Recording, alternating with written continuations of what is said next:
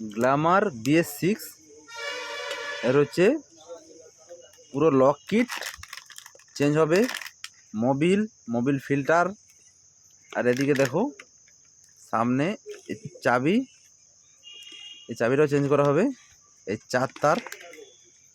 আর এদিকে দেখো এর ব্যাটারি আছে, ব্যাটারিটাও চেঞ্জ করে দেবো। পুরো গাড়িটাকে খুলে ভালো করে ওয়াশ করে নিয়েছি। ওয়াশ করার পরে এই দেখো সব যা পার্টস লাগবে সব নিয়ে চলে আসছি। এটা হচ্ছে লক কিট, 905 টাকা দাম আছে। আর এইটা হচ্ছে তার ক্লাচের cable, air filter, battery, TZ5 battery থাকে এতে। আর হচ্ছে ওদিকে দুটো ইন্ডিকেটার লাগানো হবে পিছনের, বোল্ট কোম্পানির ব্যাটারি TZ5, 48 মাসের ওয়ারেন্টি হয়। ব্যাটারিটা লাগানো হয়ে গেছে, এই ব্যাটারিটা চেঞ্জ করা হয়েছে, এক সাইডে ব্যাটারি ছিল। এটা চেঞ্জ করার পরে দেখো এবার কি করব, সামনে যে লক কিটটা আছে লক কিটটাকে চেঞ্জ করে দেবো। পিছনে পুরো কাউল সেট লাগানো হয়ে গেছে, পিছনে চাবি সেটটা ই করে কাউল সেটটা লাগাবো আবার।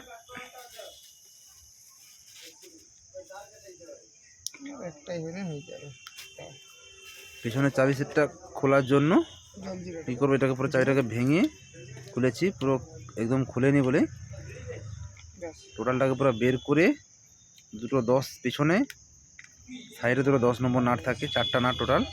এটা খুলে নিচের দিকে হালকা নামিয়ে চাবিটাকে খুলে বের করে নেব। তারপর এখানে লক করা থাকে, সে লকটাকে খোলার পরে চাবিটাকে লাগানো হয়ে গেলে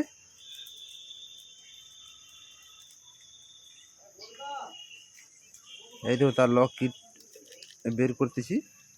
লক কিটটা দেখো কী হবে, 905 টাকা দাম আছে।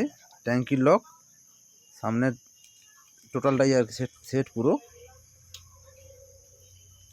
যা দেখো লাগানোর পর কি করব,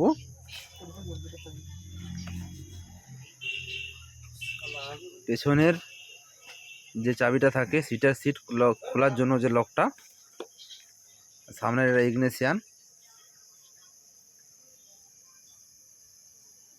এই ধরো ইগনিশনটা বের করেছি, এই 4 তারের ইগনিশন, ডবল চাবি দেওয়া আছে।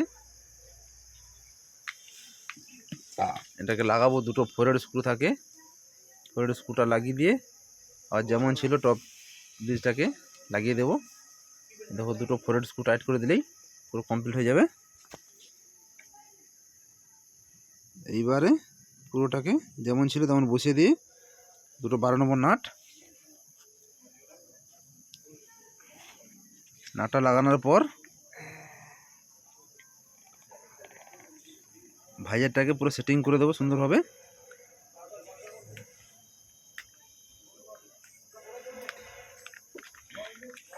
ভাইজার সেটিং হয়ে গেলে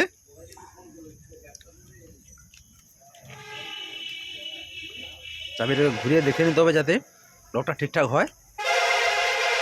এই দুটো ইন্ডিকেটার লাগানো হবে পিছনের,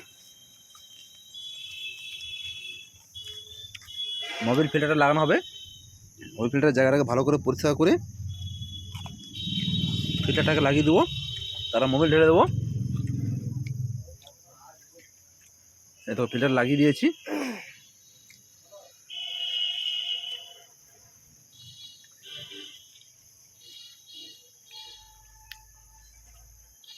মোবিল ঢেলে ক্লাচ কেবিলটা লাগানো হয়ে গেছে।